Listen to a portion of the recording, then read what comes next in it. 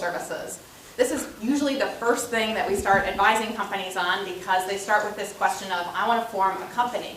And when you start talking about forming a company, that's going to force the question of ownership and the type of business that you're going to start. And when you start talking about ownership, you start talking about percentages of who owns what in the company, how they vest over time, the structure, how you pay out if there's going to be profits or losses of the company. And that is a more complicated discussion than most are familiar with at the beginning.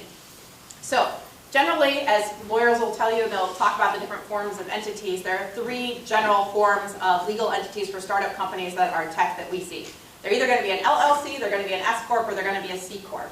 And it's helpful to know if you're expecting to take venture capital funding, it's almost certain you're going to need to be a C Corp, and it's almost certain that they're going to eventually want you to be a Delaware-based corporation. So knowing that up front might save you money versus forming an LLC and having to shift later. And so those are some of the advice kind of points we have. Since you're generally students in the audience, I guess almost everybody here is a student, there are some special kind of considerations, I think, to think about as a student founder.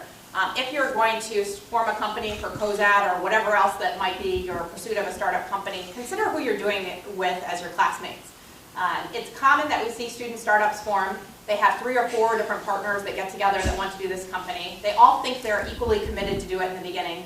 And then things start to unravel over time. And it's not a bad thing, it's just how life happens. People end up accepting jobs, people have different priorities the longer they're in school. And so you want to make sure that you vest your company appropriately of the ownership rights based off of the work and the contributions that the individuals make. And usually that's staggered over time in some way that allows for more fairness in the way that you structure your company. So that's one of the key considerations I've mentioned of how you set up your company to begin with. A second one is the employment agreement. So it's also really common for our startup companies that they don't employ anybody to begin with. And for our student startups, it's highly unusual that anybody actually has an employee. It's like a big deal once they finally actually employ somebody. Generally, you're working for sweat equity in the beginning as a student company. And actually, for a lot of our faculty-founded companies, they're doing the same. Most of the professors we work with in the beginning are not taking a paycheck on their company. So set realistic expectations. But if you actually have to employ somebody, you're going to set up what's the employment agreement. If they're working for you and you're paying them salary, well, that's a form of compensation that in some cases would be seen in lieu of taking equity in the company. So thinking about how you're giving compensation to people, and if they're being fairly compensated through salary, then you generally are not necessarily having to give up the same additional compensation in terms of ownership in your company. And you balance those things in different ways that others could advise you on. And then NDA agreements. So a couple of words about NDA agreements, I'll kind of come back to that. It is common that you'll have an NDA agreement in the beginning, and NDAs are helpful so that you can start talking with a corporation or a potential partner, that you are able to share some about your company. But I would also say don't get overly reliant on using a non-disclosure agreement, because you will have lots and lots of conversations about your technology where somebody's not going to sign an NDA.